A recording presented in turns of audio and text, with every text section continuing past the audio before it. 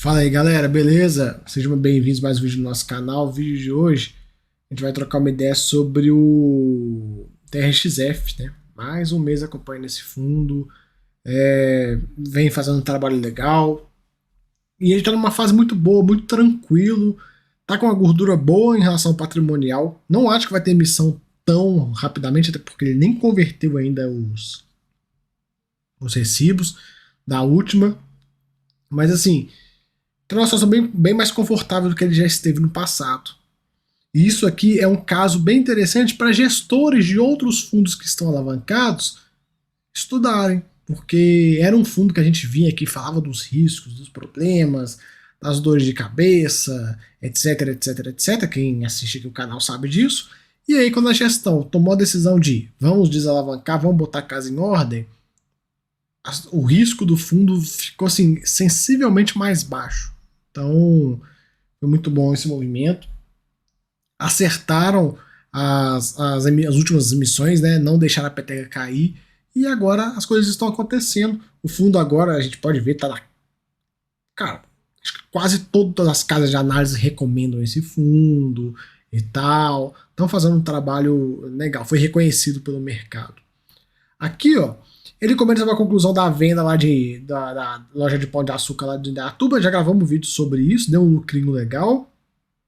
Eles receberam 25 milhões, já receberam, né? 25 milhões, e o restante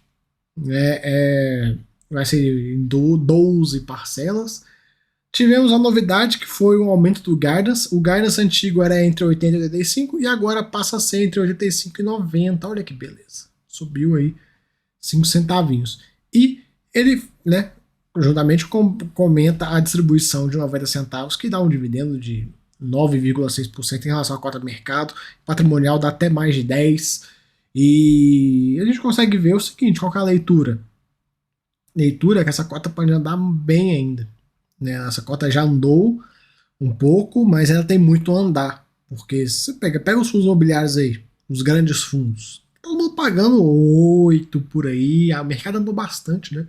Então esse cara não andou tanto assim. Por que ele não andou? Você pode estar se perguntando, pô, por que ele não andou? Por causa da alavancagem.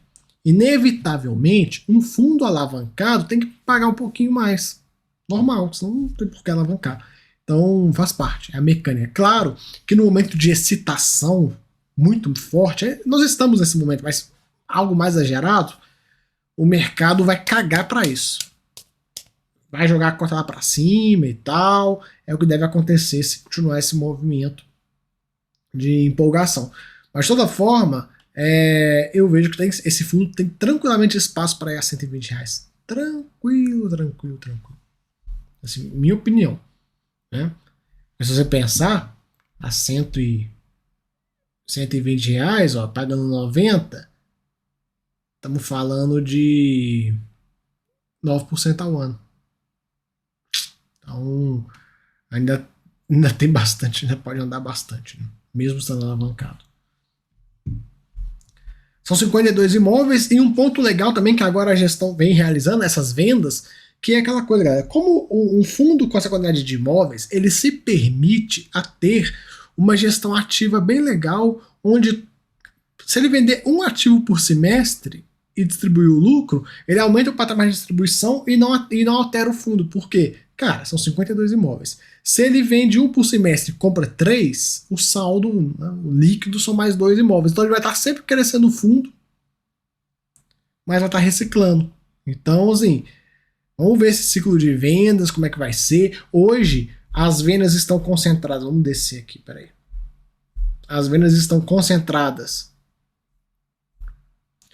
nessas lojas do Pão de Açúcar, que são lojas menores, né? Basicamente um supermercado, assim, digamos, né? Não é o varejo big box aqui, igual do Açaí. E geralmente a localização dessas lojas são top e tal. Então, assim, ele vem vendendo alguns ativos. E a grande questão vai chegar em um momento, claro que ele não vai vender tudo, vai ficar sem pão de açúcar, ou vai vender até os imóveis bons. Vai vender os que são digamos, os piores, né? Não que sejam ruins, mas os piores do portfólio. E aí vai chegar um momento onde não vai acabar que o imóvel é tão bom que não vai valer a pena vender. E aí o que ele pode fazer? Ele pode começar a ter estratégias de comprar imóvel para trade. Ele compra imóvel pensando num trade. Então ele chega num. Igual, por exemplo, o HGRU fez com a Pernambucanas. Você chega para uma rede dessa e fala assim: cara, eu quero comprar 100 lojas suas. Para essa rede que está precisando fazer desmobilização de capital, é muito bom, porque ela se livra de 100 lojas assim, ó. Em vez de ela ficar vendendo uma loja, né, ela vende no atacado. E aí dá para ele fazer uma estratégia igual o HGRU fez. A gente viu o HGRU fazendo, a gente está vendo ele fazendo também algo similar. Então, quem sabe, no futuro, a gente não vê ele fazendo isso. Sei lá, comprando, o fundo anuncia compra de não sei quantas mil lojas da CIA. Tô chutando aqui uma rede qualquer. E aí ele fica com essas lojas um tempo, chega em algum momento, quando o mercado estiver permitindo, começa a vender para pessoa física. Vende uma, vende duas, não sei o que, tal, só distribuindo lucro, né? Igual o HGRU fez. Não duvido que ele consiga fazer algo do gênero. E aí é aquela mesma coisa. Você compra uma cesta com 60 lojas, 50 lojas, lá quantas lojas. Quais são as melhores? As melhores são dessas 60 aqui, só 20 que eu ficaria. As outras 40 eu prefiro vender. Começa a vender, vende uma, vende outra, não sei o que, vai ganhando 5 centavinhos ali, 4 centavinhos aqui, perere, foi igual a HGRU. Então vamos ver o que ele vai aprontar nos próximos meses aí, conforme o tempo for passando, porque como eu falei, minha opinião, vai chegar no momento onde não vai ter essas lojas do Pão de Açúcar que ele vai ter, que ele tem, as que vai acabar ficando, não vai valer a pena vender. Vai acabar fazendo propaganda, eu vou vender essa loja top aqui, não sei o que. Eu prefiro carregar. Então, pode ser que isso aconteça, e se ele parte de uma estratégia dessa de trade de lojas, se feita de forma bem feita, o resultado é igual aconteceu no HGRU. Enfim, só trazendo aqui um exercício de raciocínio com vocês. Então ele pagou 90 cents, teve as cotas da emissão, os recibos, né, que receberam 83 centavos, do 13 ao 16, e o 17 recebeu 47 centavinhos. O 17 não, o 19, né? Do 13 ao 17 recebeu 83 e o último aqui, o 19, recebeu 47. Em breve essas cotas devem ser convertidas e aí a gente fica de olho para ver como é que vai ser um possível movimento de flipagem. A flipagem hoje está meio esquisita, né? Tá acontecendo um pouco antes, o pessoal fica entrando vendido e tal, não sei o quê. Vamos acompanhar. Então ele comenta que o resultado do mês foi impactado positivamente pela venda, de forma não recorrente da venda lá da loja de Indaiatuba. Além disso, olha que interessante que eles fizeram. Ocorreram 2 operações de venda e compra de CRIs e fundos imobiliários que influenciaram no resultado do mês, com destaque para o recebimento do valor referente ao pré-pagamento parcial do CRI da primeira emissão, esse aqui, né? Que este CRI, o lastro dele era os contratos de locação de algumas lojas da RXF, sendo a loja de Indaiatuba e a do Vila Clementino. Ele vendeu, se eu não me engano, essa Vila Clementino também, né? E aí, o que acontece? Ele comprou parte desse CRI no mercado com o objetivo de diminuir os custos de desmonte da securitização. Então é aquela coisa, eu compro o CRI, pô, eu tô vendendo, a pessoa que tá comprando não vai querer ficar com esse CRI, então vamos pré-pagar esse CRI, aí tem custo, tem multa, não sei o quê. E aí o fundo foi lá e falou, opa, vou comprar esse CRI aqui, porque eu pego essa multa, pego o meu dinheiro de volta rápido.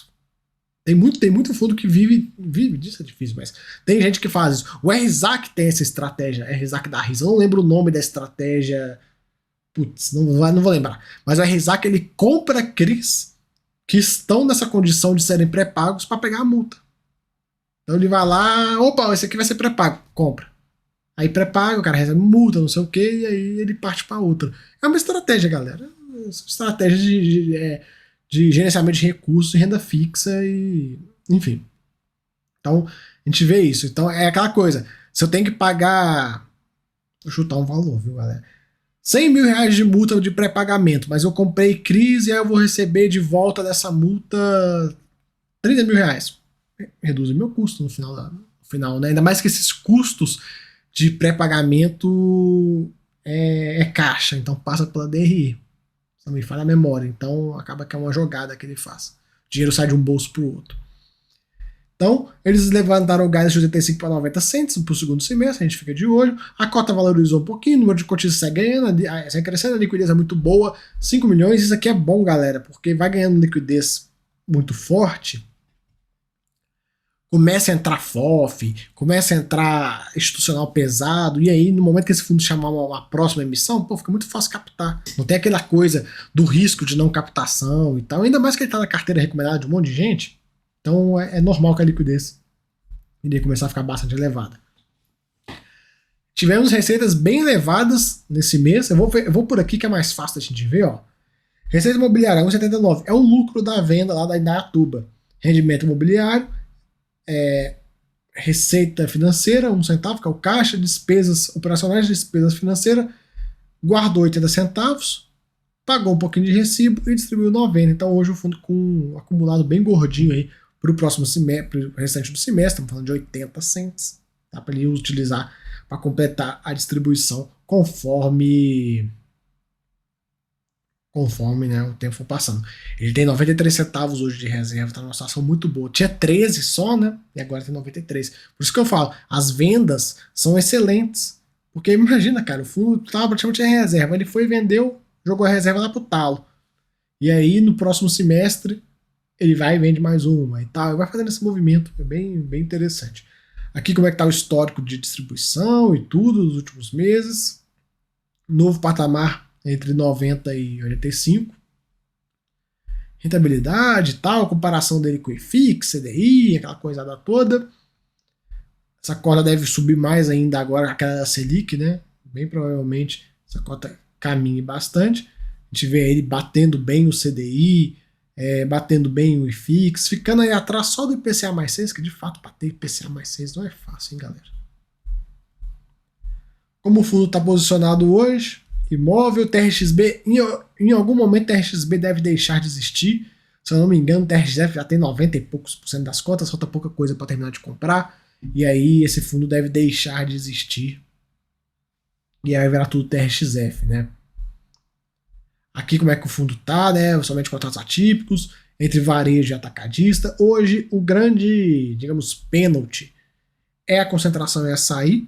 E eu pergunto para vocês, galera, vocês acompanham as notícias, o noticiário, etc., dos seus contratos atípicos, que é nos seus fundos? Porque não é aquela coisa, né? Ai, mas é contrato atípico. Se deixar, se quiser sair, tem que pagar até o final, tá tudo bem, dane-se, não precisa olhar nada.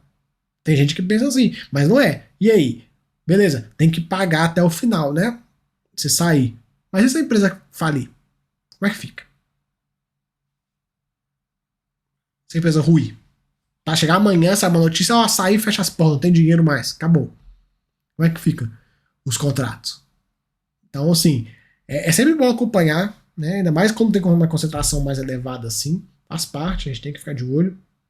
Mas a priori não tem nada a se preocupar. Mas eu pergunto isso, galera, porque aqui a gente tá falando de açaí, pão de açúcar e tal, que são empresas grandes e tal. Mas e naquele fundo seu que tem um galpão pequenininho, contrato atípico, de uma empresa que nem listada é às vezes e tal? Tem que ficar de olho. Porque, beleza, se a empresa quiser sair, tem que pagar o saldo remanescente, tudo bem. Mas e se a empresa falir? Vai pagar como? Aí já viu, né? Entra em briga de justiça, recuperação judicial, demora um tempo pra caralho. Muito provavelmente você nem vai ver esse dinheiro tão cedo. Então é sempre bom ficar esperto com isso. Aqui o portfólio dele é extremamente diversificado. A gente consegue ver aqui, né? Extremamente diversificado. O grosso do fundo tá no contrato atípico, no contrato atípico clássico, né? Que é o saldo remanescente. Tem um ativo que é a multa é apenas 11 meses.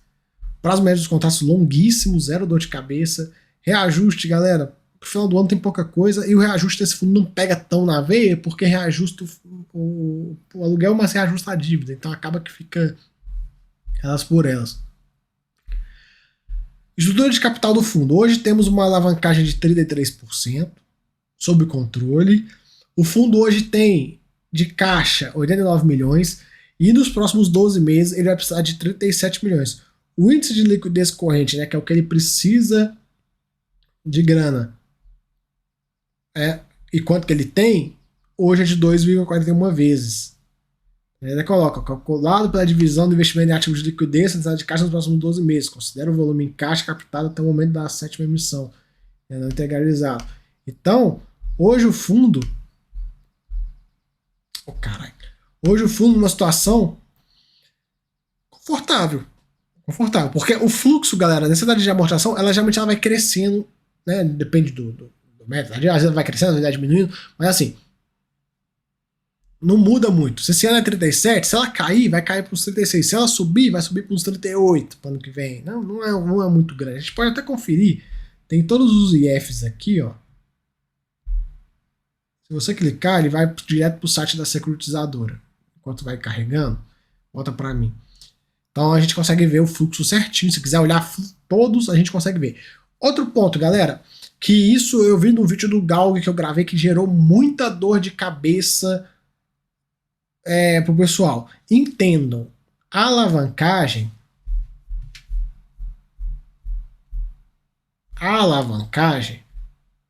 existe duas coisas que saem de dentro do fundo. Sai os juros, mais correção monetária, então vou botar como juros, e sai a amortização.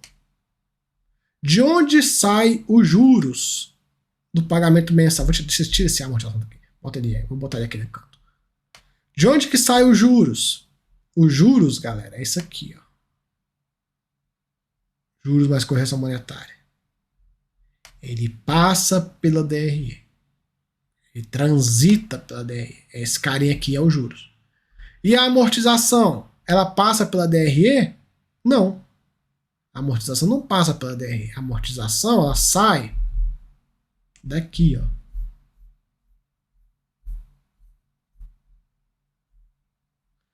A amortização, ela sai daqui, ó. Renda fixa, FI e CRI. Quando sai de renda fixa, o dinheiro está líquido lá. FI, quando ele vai ter que vender o fundo imobiliário. E CRI, ele vai ter que vender o CRI. Para ter acesso a esse dinheiro.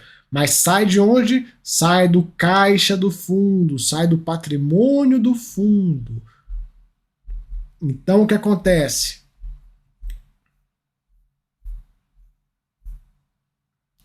Quando a gente fala que o fundo tem que pagar 37 milhões no ano que vem,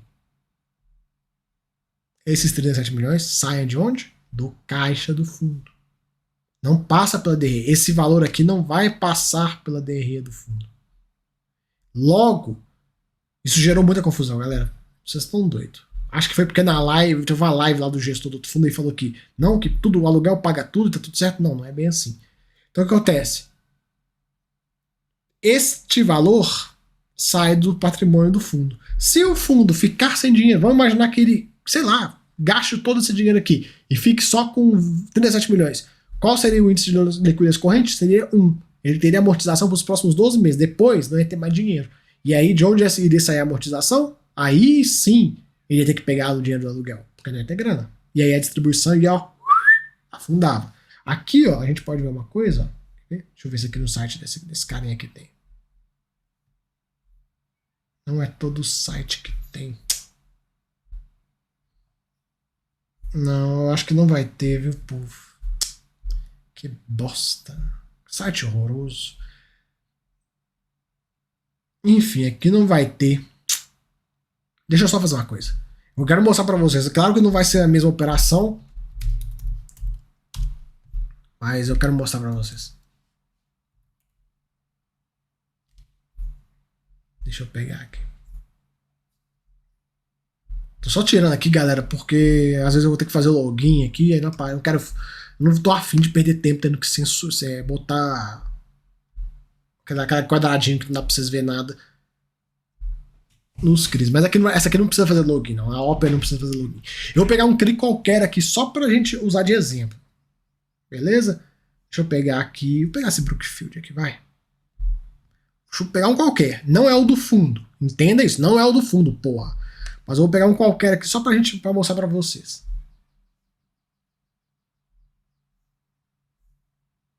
O que eu peguei tá horroroso. Deixa eu pegar outro aqui qualquer. Pera aí. Deixa eu ver se esse BR distribuidora tá legal. Vou mostrar. Tá legal. Olha só que interessante esse CRI. Ele paga um valor de juros e um valor de amortização todo santo mês. Então, é o CRI antigo, né? Um prazo antigão. Mas também não tá legal de mostrar porque tá com um fluxo de amortização muito elevado. Eu vou pegar um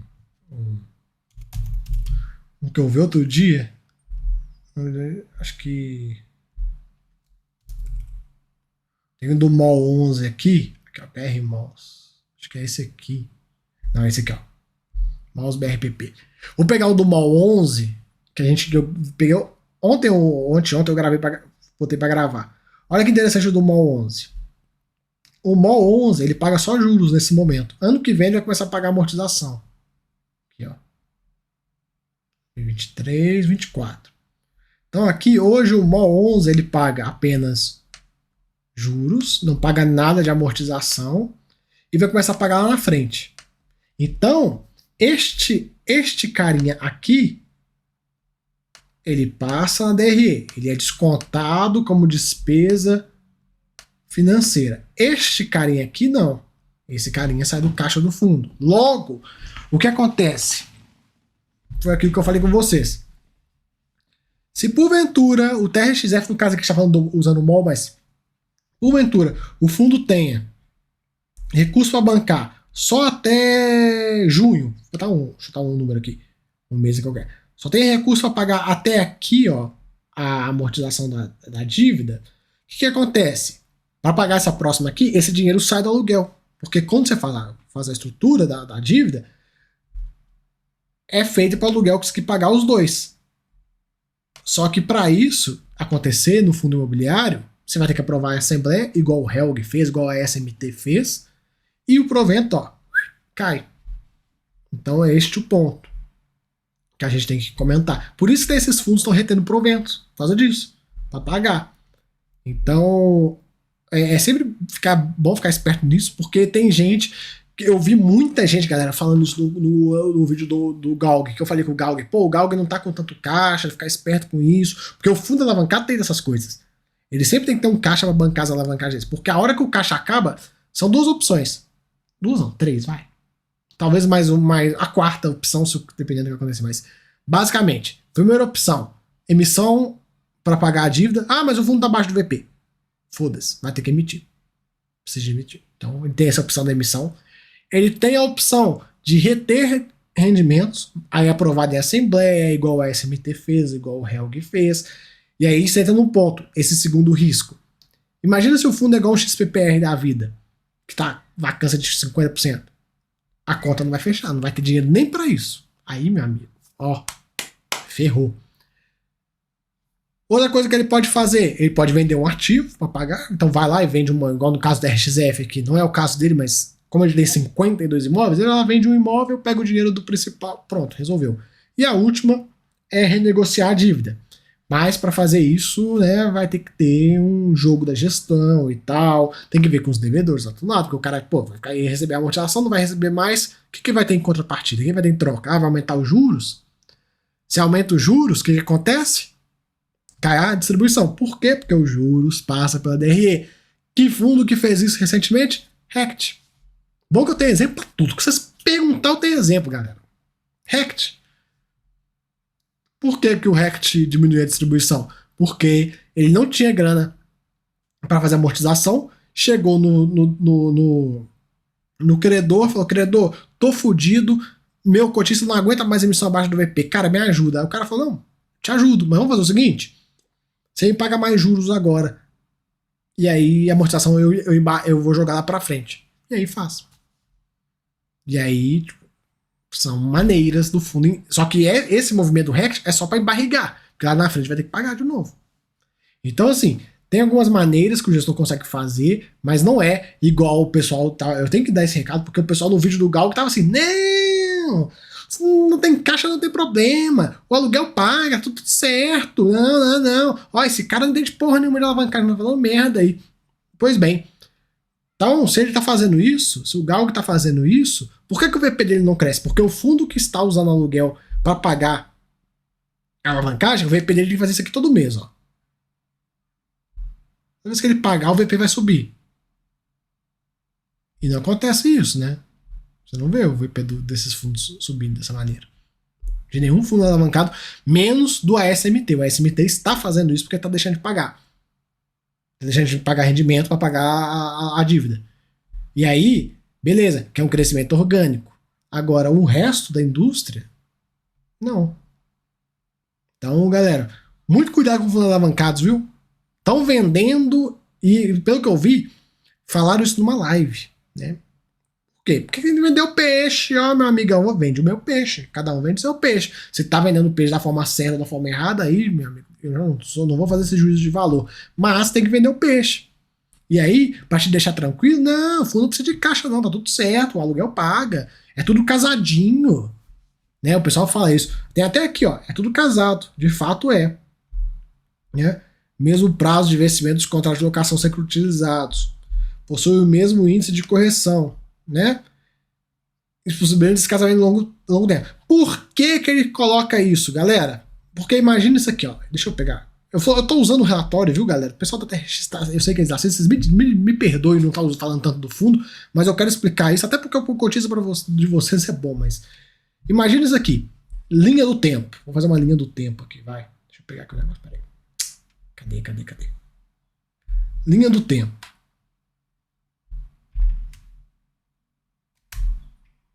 Não vai ficar reto, mas tudo bem. Uma linha do tempo aqui. Onde a gente tenha o tempo do contrato, quanto que aqui entenda grana e aqui é tempo. Olha, preto com preto não ficou bom, hein? Deixa eu mudar a cor dessa bagaça aqui só um minuto.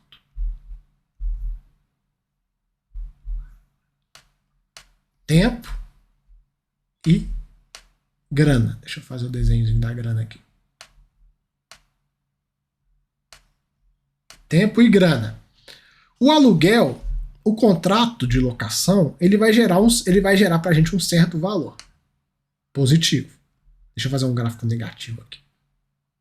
Cadê? Ele vai gerar pra gente um certo valor positivo. E a alavancagem, ela vai gerar um valor negativo, afinal ela é uma despesa. Então a gente pega aquela alavancagem, vou fazer ela de amarelo. Ela vai gerar pra gente um valor negativo cá embaixo. E no frigir dos ovos, nós vamos ter um resultado positivo, que é o que vem para o fundo. Porque não tem por que você alavancar se você não tem resultado positivo, certo? Certo. O que acontece?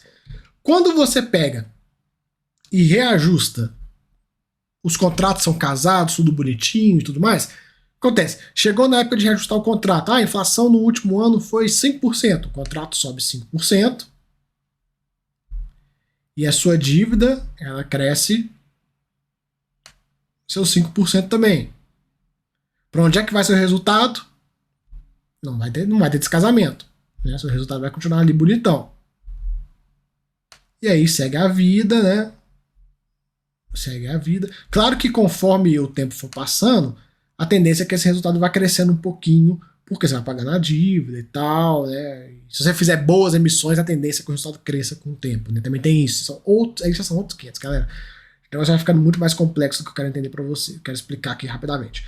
Esse é o casamento que eles falam, bonitinho. Beleza? Beleza. Só que acontece. Imagina que você tem um contrato com este prazo de tempo aqui, ó. E aí eu não vou ficar desenhando toda vez subida, eu vou desenhar uma linha crescente assim. Vamos imaginar que a correção seja linear com o tempo, não seja só uma vez por ano. Vamos imaginar que, só para ficar mais didaticamente mais fácil, todo mês reajustasse o aluguel pela inflação do mês anterior. Só para não ter que ficar desenhando, senão vai dar um puta trampo. Dá até pra fazer, mas vai dar um puta trampo. E aí, o seu custo com juros também, ele fosse crescendo dessa forma. Qual que é o descasamento que eles tanto falam? Que é tanto falado em fundo alavancado que tem que ter. Vamos imaginar que aqui, ó, o seu inquilino sai fora. Ou que deu um problema, você não consegue reajustar. Para onde é que vai essa receita que você tem dele? Vai a zero. Para onde é que vai sua linha de resultado? Vai para o negativo. Porque o valor da dívida continua aqui. Só a dívida, ela dura até aqui, ó. E o seu contrato que duraria até aqui também foi rescindido aqui, ou a loja, o cara faliu, e você não tem mais essa receita. O que acontece? Seu resultado, nesse momento que estaria aqui, ele iria, ó, lá para baixo. Porque agora você tem uma dívida que te custa um valor, e a sua receita que não existe mais. Por isso que o pessoal fala do negócio casadinho. Porque é isso. Sobe o custo da dívida, sobe o aluguel. Aumenta o custo, aumenta o aluguel. Aumenta o custo, aumenta o aluguel. E aí vai indo embora e aí tá tudo certo. Agora, esse é o casamento. Qual que é o problema? Agora ficou uma zona esse negócio. Qual que é o problema do descasamento de indexador que o pessoal tanto fala? O descasamento que acontece. O descasamento é esse aqui, ó. Vamos imaginar que você está na mesma situação. Aí você fez uma dívida, o seu aluguel, por algum problema, você tinha que reajustar IPCA mais 5, você não reajustou IPCA mais 5, foi só IPCA mais 3. E aí, em vez de crescer isso tudo, ele cresceu só metade. E aí sua dívida foi reajustada IPCA mais 5. Cara, o seu credor não é nem aí. O que ia acontecer com o seu resultado? Ele ia cair um pouquinho. E aí tem descasamento. E aí com o tempo, o que acontece com o descasamento com o tempo? Ele vai fazendo isso. Até o momento que chega no zero, e aí sua alavancagem está servindo para nada, e aí chega um momento que o seu descasamento, ó, ele começa a ficar, começa a consumir seus resultados. Entendeu? Começa a consumir o resultado do fundo como um todo. Então por isso que a gente tem que ficar esperto. Vacância faz a mesma dinâmica. Quando você tem um fundo imobiliário de CRI que tem uma vacância, entenda que esta linha, quando dá a vacância, ela faz isso, ela cai. E aí a dívida não cai porque a vacância. Meu irmão, vacância o problema é seu, a dívida não vai mudar o custo dela. E aí o seu resultado vai e ó, mergulha. E aí se a vacância aumentar mais ainda, seu resultado cair mais, o que acontece? Você começa a ficar no negativo. E aí a alavancagem começa a te arrebentar. Por isso que eu falo que alavancagem mais vacância é uma receita muito perigosa. Porque a alavancagem, por si própria, ela já vai ter um consumo do seu resultado. Seu resultado não vai ser mais a linha azul, por natureza. Você tem uma dívida lá embaixo, vai ser a linha verde.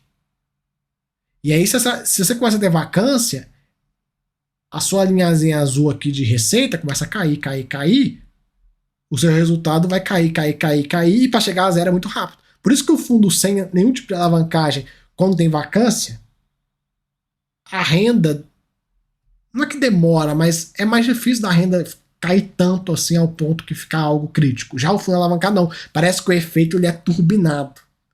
Entendeu? Por que ele é turbinado? Porque ele é quase como se fosse vezes 2. Porque você tem a dívida aqui embaixo, que não deixa de existir. E essa dívida vai sendo corrigida e tal, e aí vai só colocando no fundo, e aí fica a situação cada vez mais delicada, beleza? Então acho que vocês entenderam esses pontos. Me alonguei até demais, mas acho que agora vocês entenderam a questão de ser casadinho, do caixa. Eu acho que agora não tem mais dúvida, né? Imagino eu que não tem mais nenhum tipo de dúvida quanto a isso.